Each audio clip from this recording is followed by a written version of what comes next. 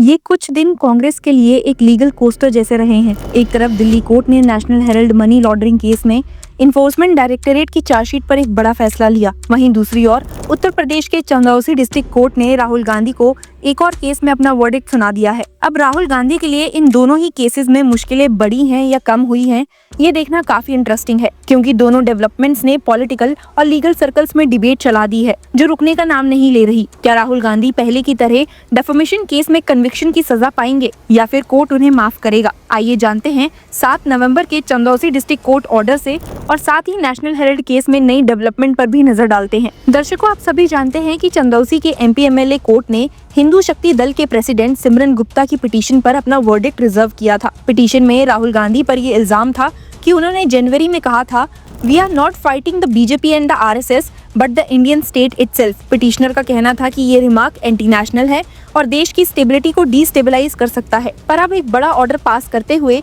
Court ने इस बात से सहमति नहीं दिखाई है। एडिशनल डिस्ट्रिक्ट जज आरती फौजदार ने पिटीशन को रिजेक्ट करते हुए कहा कि इसमें कोई ऐसा मटेरियल नहीं है जो क्रिमिनल प्रोसीडिंग्स जस्टिफाई करे। राहुल गांधी के लॉयर शगीर सैफी ने कहा, the district court conducted 7 hearings in the matter and has rightly rejected the petition after due consideration. हालांकि अब पिटीशन डिसमिस होने के बाद सिमरन गुप्ता के लॉयर ने बोला है कि वो ऑर्डर की कॉपी मिलने के बाद ही डिसाइड करेंगे कि अपील करनी है या नहीं। लेकिन इस डिसीजन ने राहुल गांधी को एक सिंबॉलिक रिलीफ जरूर दिया है, खासकर जब उनके खिलाफ कई स्टेट्स में डेफेमेशन और क्रिमिनल केसेस चल रहे हैं। ऐसे ही एक और डेवलपमेंट में दिल्ली के राउज एवेन्यू कोर्ट में स्पेशल जज विशाल गोगने के सामने ईडी का आरोप है कि कांग्रेस के टॉप लीडर्स सोनिया गांधी और राहुल गांधी ने एक प्राइवेट कंपनी यंग इंडियन के थ्रू एसोसिएटेड जर्नल्स लिमिटेड के एसेट्स पर कंट्रोल लिया, जो कि पहले नेशनल हेराल्ड न्यूज़पेपर पब्लिश करती थी। ईडी के हिसाब से ये टेक ओवर एक प्लान्ड कॉन्स्पिरेसी था जिसमें पब्लिक और पार्टी फंड्स का मिसयूज हुआ है। चार्जशीट के मुताबिक यंग इंडियन ने सिर्फ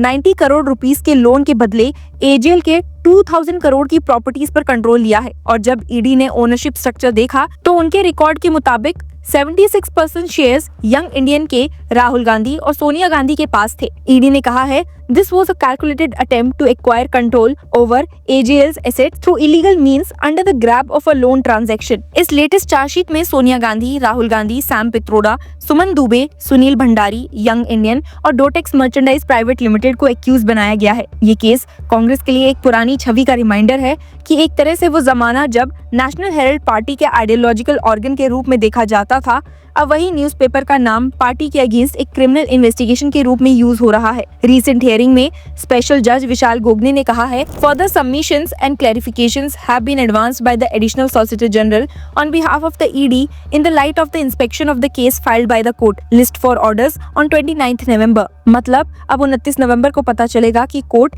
ईडी की चार्जशीट पर कॉग्निजेंस ले रही है या नहीं। ये मैटर कुछ हफ्ते पहले भी पोस्टपोन्ड हुआ था, जब जज ने कहा था कि कोर्ट को फाइल का डिटेल इंस्पेक्शन करना जरूरी है बिफोर पासिंग एनी ऑर्डर। कानूनी तौर पर कोर्ट का अगला स्टेप टेकिंग कॉग्निजेंस काफी क्रूशियल होगा। अगर कोर्ट कॉग्निजेंस लेती है तो इसका मतलब होगा कि जज को प्राइमा फेसी लगता है कि चार्जशीट में एलिगेशंस क्रेडिबल हैं और ट्रायल के लायक हैं। अगर नहीं तो ईडी के सारे क्लेम्स टेम्पररी हॉल्ट पर आ सकते हैं। 29 नवंबर की सुनवाई इसीलिए हाई स्टेक्स पर होंगी, क्योंकि ये तय करेगी कि क्या सोनिया गांधी और राहुल गांधी को फॉर्मली ट्रायल का सामना करना पड़ेगा या नहीं। ईडी ने इस केस को misuse of political power end funds बताया है, लेकिन कांग्रेस का कहना है कि ये पॉलिटिकल वेंडेटा से ज्यादा कुछ नहीं है। पार्टी के स्पोक्सपर्सन ने बार-बार रिपीट किया, the National Herald case is a desperate attempt to tarnish the image of the Gandhis. The loan was given for revival of AJL and not for any personal gain. Congress के supporters का argument ये भी है कि ये case एक तरह का लॉफेयर बन गया है, पॉलिटिकल ओपोनेंट्स के खिलाफ लीगल मशीनरी का वेपनाइजेशन। लेकिन ईडी अपनी इन्वेस्टिगेशन को इंडिपेंडेंट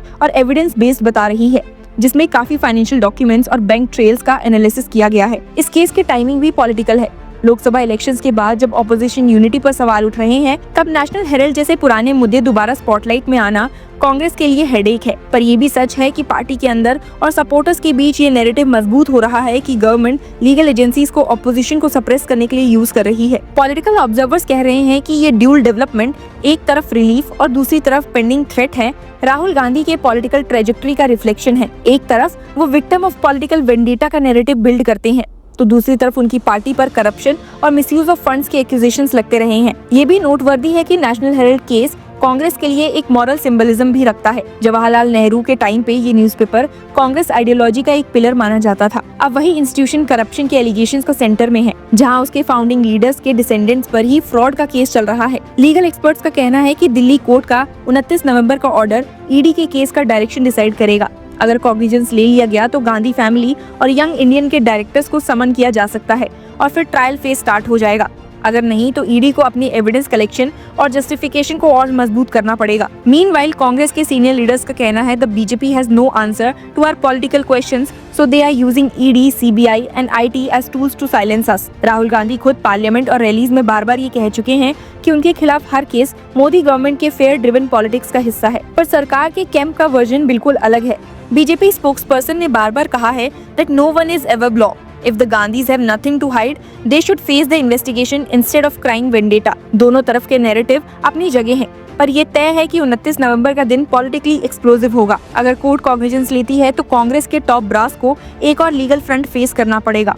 अगर नहीं तो ये बीजेपी के लिए भी एक सेटबैक के रूप में देखा जा सकता है। कानूनी दायरे में ये केस एक टेस्ट है। क्या पॉलिटिकल पार्टीज के internal financial dealings public accountability के स्कोप में आते हैं? क्या एक पॉलिटिकल आउटफिट अपने फंड से मीडिया वेंचर्स को रिवाइव कर सकती है? और सबसे बड़ा सवाल, क्या ईडी की पावर्स पॉलिटिकली न्यूट्रल हैं? इन सब सवालों के बीच में राहुल गांधी का चंबाउसी केस में रिलीफ उनके लिए एक मॉरल बूस्ट है, पर नेशनल हेराल्ड के शैडो से अभी उनका छुटकारा मिलना मुश्किल लगता है। जैसे कि एक सीनियर एडवोकेट ने कोर्ट के बाहर कमेंट किया, this case will test not only the Gandhis but also the credibility of our legal institutions. Political power may change but the rule of law must remain constant। और शायद इसी reason से हर legal order, चाहे चंदौसी का dismissal हो या दिल्ली का reserved order, एक पॉलिटिकल पल्स टेस्ट बन गया है।